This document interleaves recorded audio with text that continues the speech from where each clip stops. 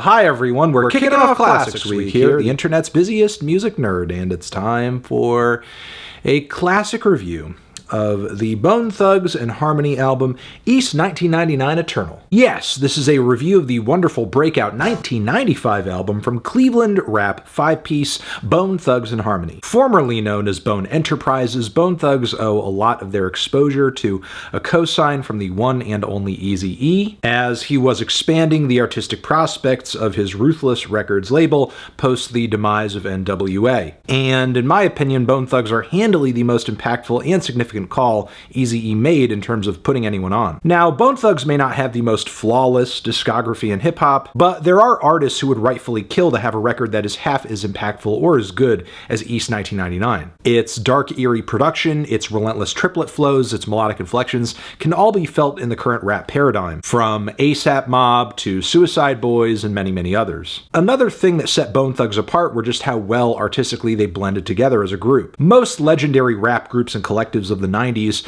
mostly appealed off of how unique each member was from the next, but Busy Bone, Lazy Bone, Crazy Bone, Wishbone, and Flesh and Bone all reinforced similar vibes and melodic runs, sometimes layering up as if they were hip-hop's answer to a traditional vocal pop group or something. So in that and many other respects, Bone Thugs were pretty unique, but they weren't without their influences. They were at least partially a product of the G-Funk era they were born out of that is nowhere more apparent than on their Creepin' on a Come-Up EP. But on East 1999, they truly hit upon something that was unique to them. Just take a look at the title track where they have such a dark and twisted take on that very G-Funk genre. This record also brings tracks that are transcendent, harmonious, and even otherworldly. Take, for example, the song Eternal, or even the existential The Crossroads, a song whose music video haunted me as a kid because of its surreal use of special effects to explore loved ones passing on into the great beyond. Musically, it's a great song too, blending together seamlessly elements of hip-hop, soul, R&B, and gospel music, not to mention the track's really strong message around mortality. Other commercial highlights on this LP include First of the Month, a song that also very much nails its assignment: create this inspirational or motivational anthem about the fresh beginnings of a new month,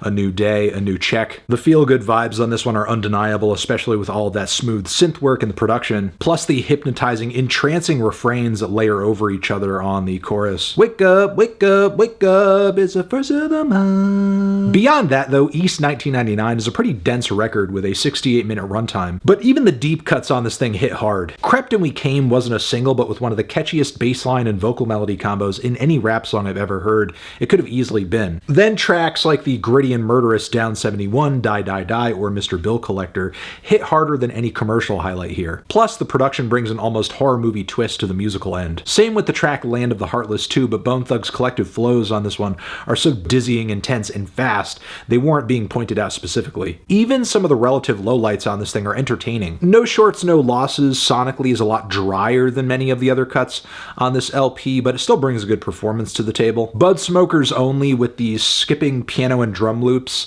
it has a somewhat silly but still heavenly vibe. And Buddha Lovas is a kind of awkward attempt at a smokers anthem where the group really tests their vocal chops over some slow jam style production, really trying to pull off a soul style track, and it's not quite there, but the very blunt and blunted humor throughout the track kind of make up for it. Clearly, it's a song that's not trying to take itself too seriously. Hydro, whoa, whoa. Even the interludes on this record somehow work, like Me Killa, for example, which is this a cappella group vocal passage that honestly shows that their chemistry is so great, an instrumental isn't entirely needed for a song to work. I just kind of wish this cut was longer. The record also finishes as strong as it starts too, and that, among many other things, is why this album is fantastic. It's a classic, it's unique, it's fun, it's dark, it's emotionally intense, it's passionate, it's well written, well sung, well performed, and absolutely positively worth your time. Bone Thugs and Harmony, East 1999 Eternal. Please listen to it. Amazing record. Fantastic record. Bangers on bangers on bangers with this one. And yeah, that's it. Those are my thoughts. Those are my feels on this classic record. Transition, have you given this album a listen? Do you love it? Do you hate it? What would you rate it? You're the best, you're the best. What should I review next? Hit the like if you like. Please subscribe, and please don't cry. Hit the bell as well. Over here next to my head is another video that you can check out. Hit that up, or the link to subscribe to the channel. Anthony Fantano, Bone Thugs and Harmony, forever.